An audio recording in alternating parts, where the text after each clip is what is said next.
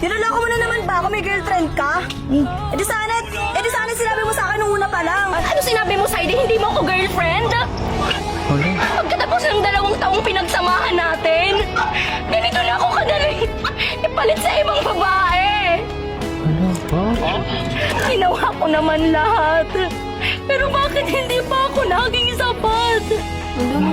Nag-aaral ako ng mabuti para sa pangarap natin. Ano? Pero anong ginawa mo? Pinaasa mo lang ako.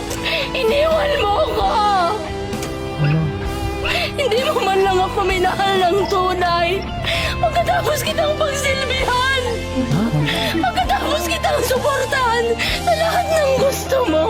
Tapos ganito ang gagawin mo sa akin. Pinagpalit mo ko sa babaeng to. Kahit nga hindi ka tanggap ng pamilya ko, ikaw pa rin ang patuloy kong